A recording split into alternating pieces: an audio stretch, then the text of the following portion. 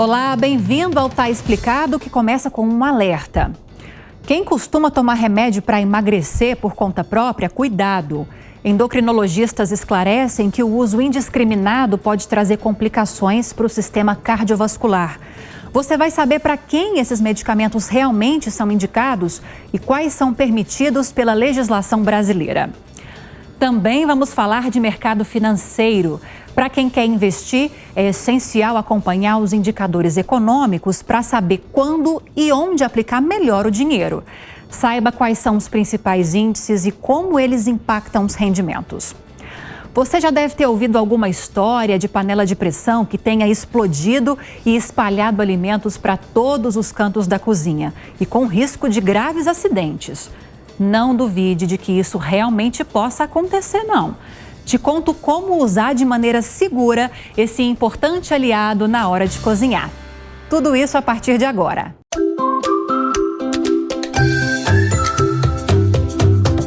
Tá explicado. Os emagrecedores são medicamentos usados para reduzir ou controlar o peso. No Brasil, as 3 principais substâncias autorizadas pela Agência Nacional de Vigilância Sanitária são sibutramina, a mais utilizada pela relação custo-benefício e que age no sistema nervoso central, inibindo o apetite, liraglutida, que além de reduzir a fome, diminui o esvaziamento gástrico, prolongando a sensação de saciedade, e orlistat, que reduz a absorção de gordura pelo organismo. Destes, apenas medicamentos que têm sibutramina na composição exigem receita controlada. Apesar disso, qualquer um consegue comprar esses produtos facilmente na internet. Muitos são amplamente divulgados nas redes sociais e até mesmo vendidos em sites conhecidos.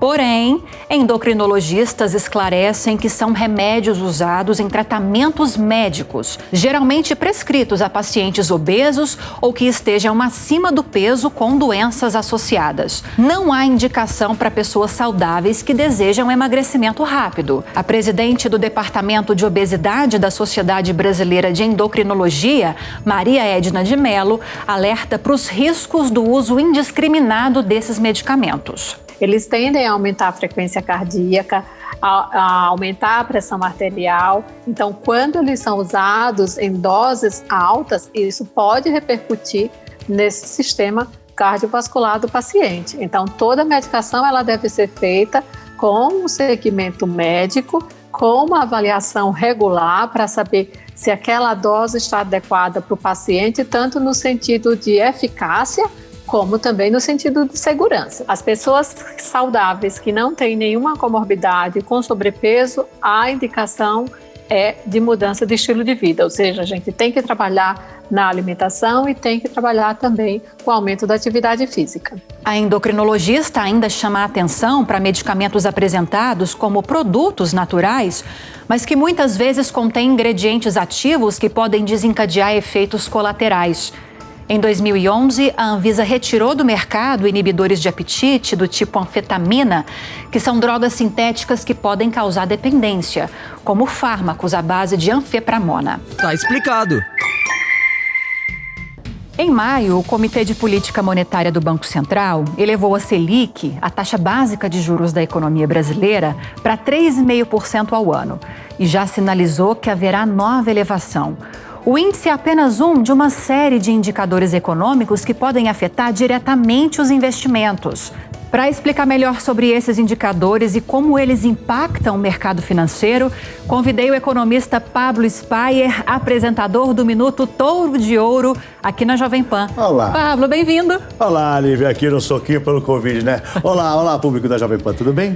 Bom, vamos começar com a Selic, então. Qual o impacto da taxa básica de juros na vida de quem investe, Pablo? Quanto mais alta a taxa Selic, mais rendem os investimentos. Quanto menor, menos rendem. Eu acho que o que o nosso público tem que ficar atento é quando você acha que a taxa Selic vai subir ou quando acha que vai cair. Então, por exemplo, nesse momento, nós acreditamos que lá na empresa que eu trabalho, acreditamos que a taxa Selic vai subir. Então, se você tem investimentos de renda fixa, invista em renda fixa pós-fixado, que aí se subir a taxa, taxa, a sua rentabilidade acompanha a taxa Selic. Bom, Pablo, além da Selic, quais outros indicadores econômicos também são muito importantes, sobre os quais os investidores precisam saber para fazer bons negócios?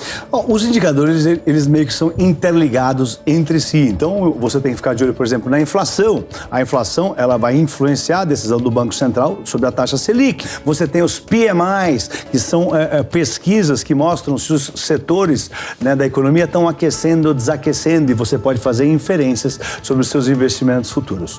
Então, você tem também o emprego, o desemprego. Se você está investindo em ações, por exemplo, se tem mais pessoas empregadas, as empresas vão vender mais, essas pessoas vão consumir mais, as empresas vão ter mais lucro e automaticamente no futuro vão valer mais na bolsa. Os especuladores estão de olho nesses dados porque eles se antecipam quando eles acham que as empresas vão se valorizar e compram antes, e as empresas acabam subindo meio que imediatamente quando os dados saem. Aqui no Brasil você tem os dados do emprego, seriam, por exemplo, o CAGED, que é o equivalente ao payroll nos Estados Unidos. E aqui no Brasil você tem o PNAD contínuo, que é o dado do desemprego. E eles são muito importantes, sim, Lívia, todo mundo tem que ficar de olho. Para quem quiser saber mais sobre o assunto, o curso Touro de Ouro, realizado pelo Pablo, em parceria com a New Cursos e a Jovem Pan, está disponível, né, Pablo? É isso aí. A New Cursos é uma empresa do grupo Jovem Pan. Você pode encontrar na newcursos.com.br.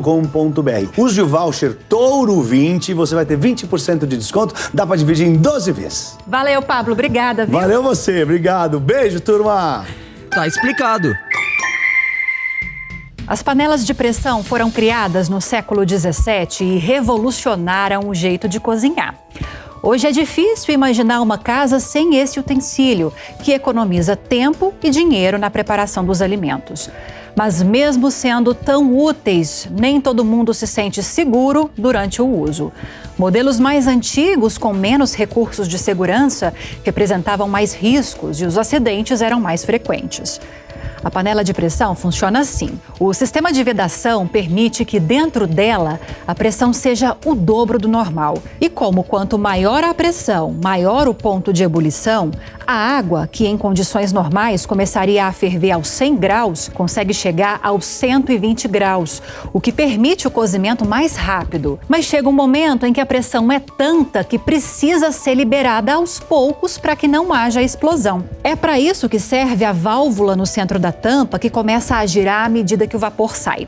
Segundo os fabricantes, hoje as panelas de pressão são mais seguras, porque geralmente contam com mais de uma válvula, caso o dispositivo principal apresente alguma falha. De qualquer forma, é importante adotar alguns cuidados para evitar qualquer tipo de acidente. Na hora de comprar, verifique se o produto tem o selo de segurança do Inmetro e, antes de usar, leia o manual de instruções. Mantenha as válvulas sempre limpas. Quando entupidas, comprometem a saída de vapor, o que pode causar explosão. A orientação é trocar a principal a cada 5 anos. A borracha de vedação e a tampa devem ser lavadas separadamente, para garantir que o ponto de encaixe não acumule resíduos. O anel deve ser trocado a cada 2 anos. Não ocupe mais que 2/3 da capacidade da panela. É preciso deixar espaço para a pressão. Jamais tente abrir a tampa antes que toda a pressão seja liberada. Durante o cozimento, mantenha o fundo da panela sempre plano, com o cabo voltado para o interior do fogão. E nada de crianças por perto. Adote esses cuidados, siga as orientações do fabricante e use a panela de pressão com segurança. Tá explicado? Até a próxima.